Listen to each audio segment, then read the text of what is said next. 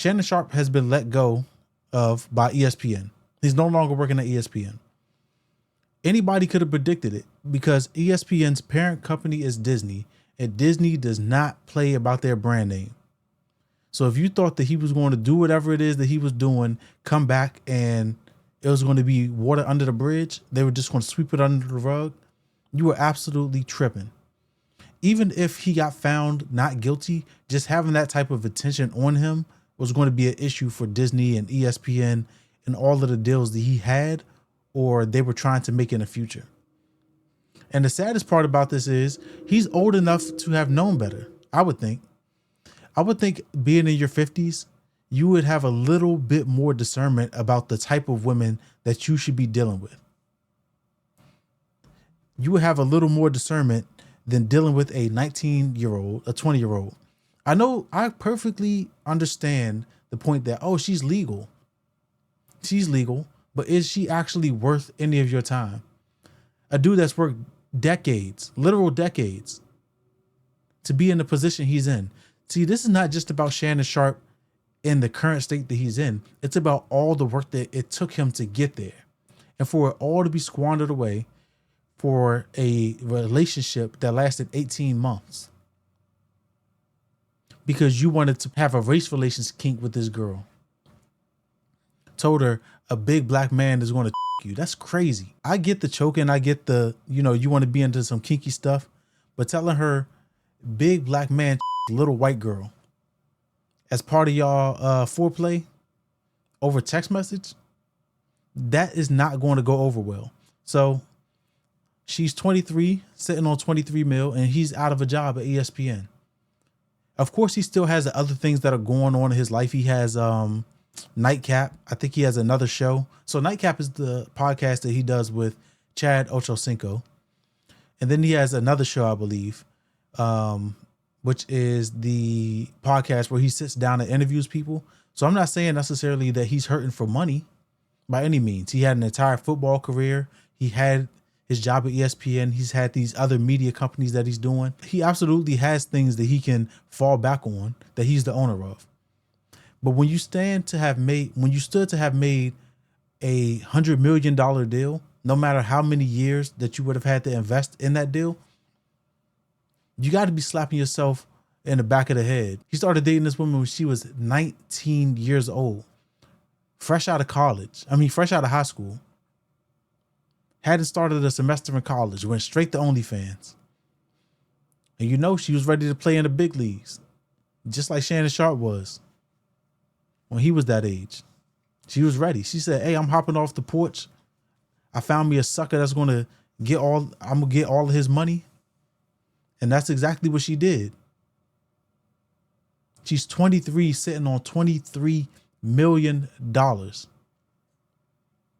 This is going to be generational wealth as long as she doesn't squander it, right? She is an OnlyFans model, so she doesn't have that good of decision making. But she was able to trick Shannon Sharpe. She didn't trick him. He tricked himself out of that money. He absolutely tricked himself out of that money.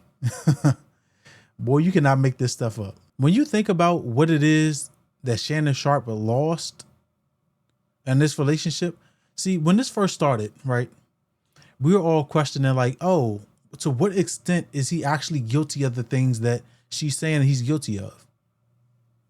And then as we started to get details, text messages and voice notes and all of this stuff, it started to look bad for Shannon Sharpe. But a lot of us were like, this could have been out of context. When he decided he was no longer going to litigate this and he was just going to settle, people rightfully so thought, okay, well, maybe he wants to get on with the rest of his deals. He wants to be able to get back to the money that he was making without the weight of this on his shoulders, which is a pretty reasonable thing to assume.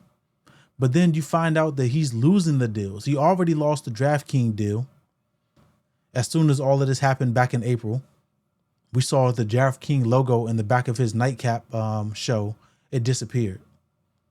He was placed on, he took a leave of absence from ESPN. He said, oh, I'm going to be back in September when the football season starts.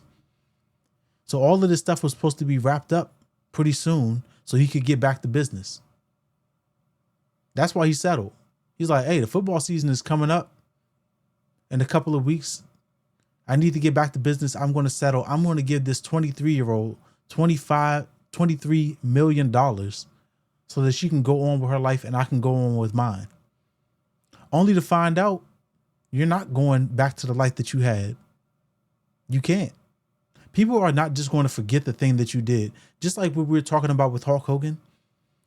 You have done this thing that people think are egregious. Is egregious. You're dealing with a woman that's super young. There's a power dynamic there. There's a race dynamic there. And then you think that once this stuff gets out into the public, you can just go back to the life that you had, get the deals that you had, the money that you had, the relationships that you had. And it just doesn't work that way.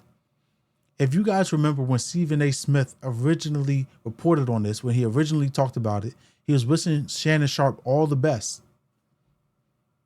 But he didn't sound very convinced or enthusiastic about the fact that this was going on, or optimistic about the fact that Shannon Sharpe was going to be able to come out of this on top. Even if you didn't do all of the things that you're accused of, you settling looks like you're guilty. It looks like you're saying, hey, there's no way I could win this. She's going to get something. Let me just pay her off and then go about my business. So your lack of deals or the response that you're getting from Disney, from DraftKings, is a result of your poor decision making.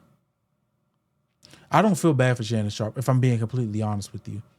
And the reason is not because like, oh, he's a rich guy dealing with young, beautiful women, he should be punished. It's because you should have known better. As a guy, you have to have discernment about the people that you bring into your life. You really do. Whether you have, no money essentially, or whether you're a multimillionaire, you have to be careful about the people that you have around you that you bring into your life. Because a lot of people are opportunists. And it doesn't matter how much money that you have. They're looking to separate you from that money. They're looking to separate you from the opportunities because they don't want to see you doing better than them. And once they've attached themselves to you, they're like, hey, I deserve to win as well. So Gabriella Zuniga, she won in this instance. And then she can go out and just do it again and do it again and do it again and sell this lifestyle and this decision-making process to other people. What's to stop her?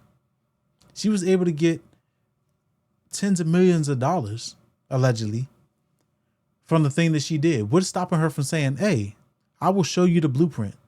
You bring me another sucker and we will run him into the ground. I said it before. I'll say it again. If you're doing OnlyFans, you already have a shaky moral foundation.